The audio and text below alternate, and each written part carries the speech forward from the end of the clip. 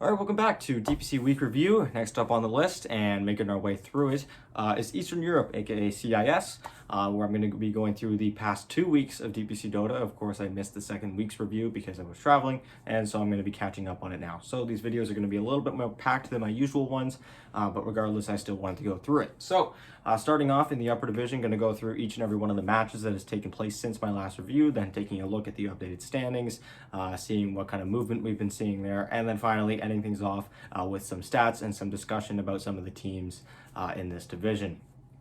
So, and then doing that for the lower division. So, starting off with the matches on December 9th, so again, quite a while ago, we have Navi taking on Empire, and again, Empire coming into this division really wasn't expected to do so well, and their results are definitely backing that sentiment up, as they have a pretty rough go of it this time around. They do take a game off of Navi. They do have their shining moments in this series, who Navi, not exactly the strongest team in this division, but definitely a very, very solid mid-pick, even a contender for one of those major slots. Definitely impressive for Empire there, showing some signs of improvement, but at this point, they're not making it to the major, but they still can try and fight for their lives at staying in this upper division.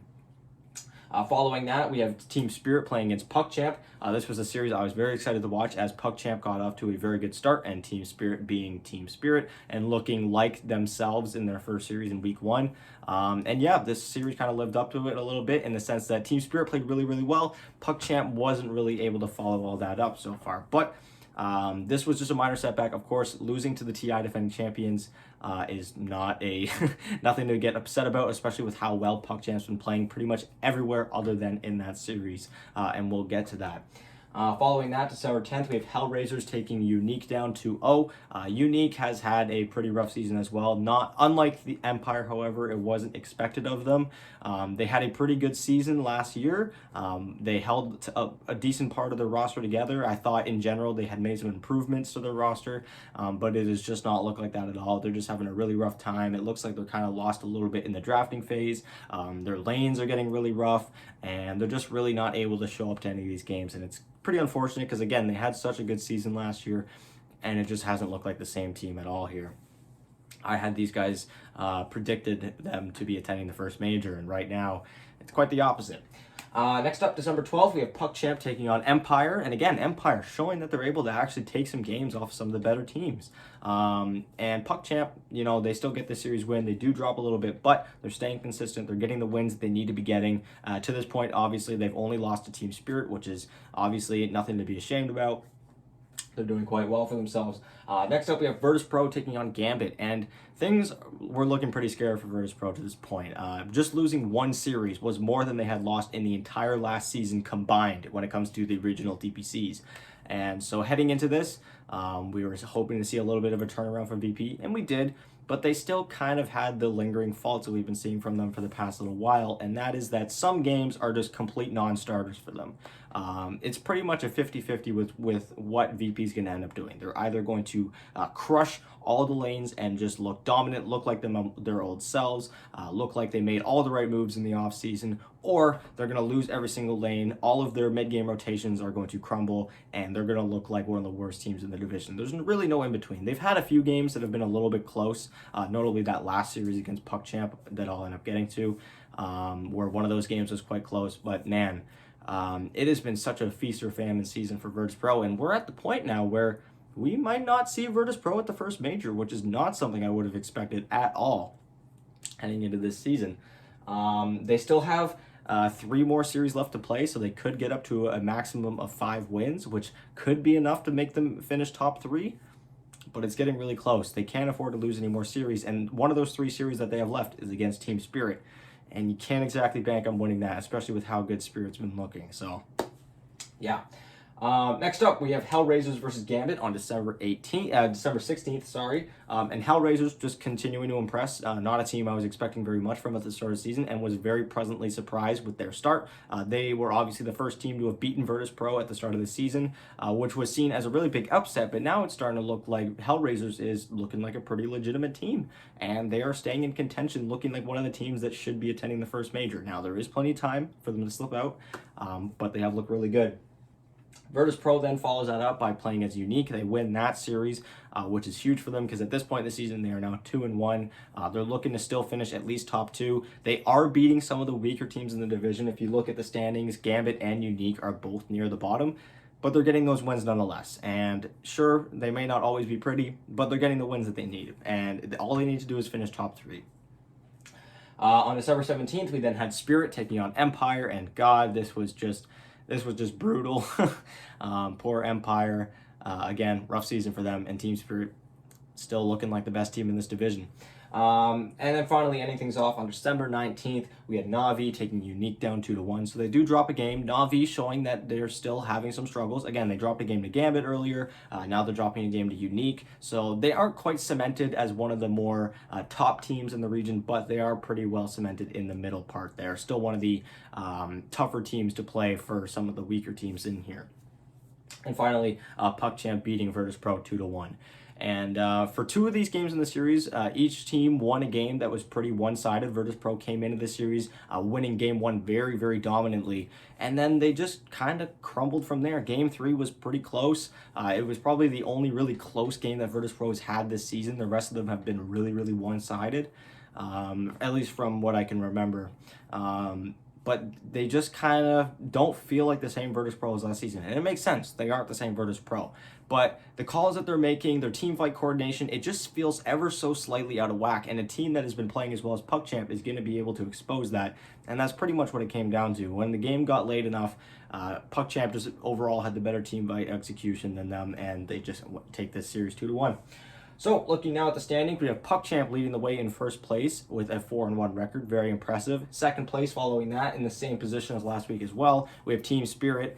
Although they are not first place, that is because they have played 2 less series than PuckChamp to this point. All they need is 1 more win to take over that first place spot. Following that, we have Hellraisers, who was tied for second place with Team Spirit as well, 3-0. Again, very pleasant surprise to see Hellraisers doing so well after it was expected of them to not do very well at all. In fourth place, moving up 1 spot, we have Navi, who is 2-1 so far, staying in 5th place from the last time I did my review. And yeah, it has been pretty mediocre for them so far. Virtus.Pro, they're 2-2 so far. Again, they have a possibility of making it up to 5 wins, which should secure them a spot in top 3.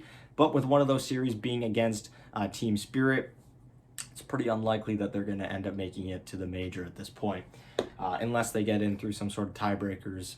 Following that, we have Gambit in 6th place, dropping down 2 spots from my last review. They are now 1-3. And then finally, in 7th place, dropping 2 spots each, we have Empire and Unique, who are 0-4. So again, these seasons looking kind of rough. They are taking some games off of some better teams, but they're just not getting the sustained success. They're not really getting the wins that they need when they need them. They're really struggling in game 3s especially. Taking a look at some stats now in this upper division, there have been 35 matches played in total. 16 of those were wins on the Radiant side, 19 on the Dire side, so Dire side slightly favored. But much like the other regions, pretty much every single time you're on Dire, you are on last pick, and if you're on Radiant, you're on first pick. So ultimately, that's kind of where the win rate difference lies, where first pick has a 19 wins and last pick has 16. For top heroes of the region, we have Grimstroke, which is crazy. This hero has been so terrible. He's been showing up on the worst heroes list in like every division of like every region so far. So seeing him in the positive column is a pretty nice change of pace. 4-0 so far for Grimstroke. We have Weaver, who is 7-1. He's been a very prominent hero in the meta. Been having some mixed win rates depending on which region you're looking at, but overall has been very, very popular, especially in the ban column. Beastmaster, 6-1, another one, same case as Weaver. For worst heroes, we have Void Spirit and Pango, who are 0-4 each. Terrorblade, 1-6, one of the Eastern Europe classic heroes. Terrorblade not having the best time in this tournament, notably getting picked up by Virtus.Pro quite a bit as well. And then finally, Disruptor, 2-8. For most banned heroes, we have Weaver with 27. So you can see that Weaver's been picked 8 times, banned 27 times. He has been contested in every single game. And for the games where he isn't banned, he has looked very, very good. And then Monkey King and Io with 24 bans each. If we're looking at the top teams now, with GPM, we have Team Spirit leading the way with 24.62. Hellraisers then follows with 23.05, and then Virtus.Pro with 22.81. So even though Virtus.Pro isn't getting the best success in the games that they do win, they are getting enough stat padding to end up showing up near the top here. For top XBM, we have Spirit with 29.59, then Virtus.Pro with 27.87, and Hellraisers with 27.43. And for top KDA, Spirit leads the way with 6.14. We then have Hellraisers with 4.03, and Navi showing up on the list at the very bottom with 3.63. For top GPM now, for players, we have Yotaro leading the way with 716. We then have Rebel with 676. And then Pure from Virtus.Pro with 655. For XPM, we have Rebel leading the way with 751. We then have Yotaro with 733. And then GPK with 725. Finally, now looking at the top KDA, all three core members of Team Spirit showing up here. We have Toronto Tokyo with 11.0, Yotaro with 10.89, and Collapse with 9.0. So excluding the KDA there, all of the raw stats would tell you that Virtus.Pro should be one of the best teams in this division. They're showing up at the top three of the XPM, the GPM, the KDA as a team, and for individual players, they have players showing up in the top GPM and XPM as well. But they're just not getting the results. Some of their games are looking really, really good, which is why some of those stats look as good as they do. But other games, their cores are the only ones really having a good time. And even when it is, it's only about 1 or 2 cores per game. Normally, GPK has been playing really, really well. But the rest of the team just really hasn't been there. Again, the team fight coordination really crumbles, especially in the mid game. And these guys might end up missing a major. I even did a poll on my channel, which I'll put on screen right now, where at the time when I saw this, it might not be the same by the time I screenshot it. I believe there were like 90 votes on it, and it was exactly split 50-50 on whether or not people thought Virtus.Pro was going to be making it to the first major. And that's kind of what it feels like. They need to win the remaining 3 series, one of which against Team Spirit, if they want to make it to the major. Otherwise, it looks like Hellraisers, Team Spirit, and PuckChamp are your main contenders. Navi is still hanging in there. They, of course, have the same amount of wins as Virtus.Pro, but with 1 less series played. But Navi has looked shaky at points. I wouldn't exactly rely on them, but they are still in the hunt. So, yeah, let me know what you guys think all about this upper division and whether or not you think Virtus.Pro is making it to the major. Now moving on to the lower division. Again, a lot of games here because it's been such a long time. And also the first part of week 4 has already been played for the lower division in every single region just because every team plays on Monday and the season ended on Tuesday. So starting off December 6th, we have Hydra taking down Namiga 2-1. I'm going to breeze through these a little bit quicker just because there are so many and because I just want to put most of the priority on the upper division matches.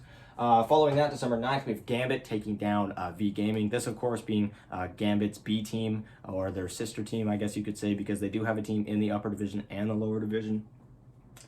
We then have on December 10th, Windstrike taking down Fantastic 5-2-0. Hydra also taking down Bait 2-0 during the same day. Bait having a pretty rough time, which has pretty much been their motto ever since they came into existence. Man, it's just been such a depressing team to be a fan of. I can't personally say that I've ever really been a fan of them. I've definitely rooted for them in the past, especially with just how miserable their seasons have been. But man, it's got to be a rough time right now to be a fan of Bait. Or I guess it's always have to have been tough. Following that, December 12th, we have Fantastic 5 taking Gambit down 2-0. December 13th, we have V Gaming beating CIS Rejects. This was their first and only loss so far of the season for the Rejects. Otherwise, they have looked really, really good, which makes sense. They have a lot of big-name players, but we have seen that just because you have a lot of big-name players on your team doesn't necessarily mean you have a lot of success coming your way. Especially in the lower division, we've seen that with Talon, who have had very mixed results so far, and right now are looking like they might not even make it to the upper division. We'll have to see. On December 16th, we had Namiga taking Windstrike down 2-1. Following that, December 17th, the Rejects get their revenge, or at least they snap back into it by beating the Fantastic 5-2-0. V Gaming beating Hydra 2-0 during the same day. December 19th, we have Namiga beating Bait 2-0. So again, Bait, it's getting to the point where they aren't even able to win any games anymore. And finally, to end things off before our winter break, on December 20th, we had Windstrike 2-0ing Gambit. So, taking a look at our standings now, staying in the number 1 spot of the region in this division from the last time I did my review, CIS Rejects. They do drop a series since then, but they do win 2 of those 3. So they stay there with a 3-1 record, tied with them, and moving up 1 spot each. We have V Gaming and Hydra, who are also 3-1 so far. They've also looked very, very good. This division is very, very tight. We don't even know who's going to be making it to the top of the division. There's no one who's really straying ahead of anyone. Finishing in 4th place, moving up 1 spot each as well. We have Namiga and Windstrike, who are 2-2 each. We also have Gambit, who's 4th place, but they dropped down 2 spots from the last time we saw them. They are, of course, as well 2-2. Dropping 2 spots to 7th place, we have Fantastic 5, who's 1-3, and staying in last place from the last time I did my review, still without a win, we have Bait, who is 0-4. I believe they have only won 1 game out of their 4 series that they've played. And from what I've watched from Bait, they can play the early game pretty well, or at least they did in the early part of the season. But because of how new the team is, or maybe how inexperienced the team is, as the game goes on longer and longer, it starts getting into the mid game and to the late game, things start to crumble a little bit. Their map rotations look less sharp, look more sloppy. Their team fighting gets a little bit more shaky, and some of the better teams in this division definitely take advantage of that. And it's gotten to the point where Bait is very likely going to be getting it booted out of this DPC for the 2nd time now. I believe the first time they got booted out, they joined back with another team and used their DPC slot to get back in. So they didn't come in through qualifiers. And then after that, they managed to stay in the division, but they are not looking like that right now. That's for sure. So yeah, again, rough time to be a fan of Bait.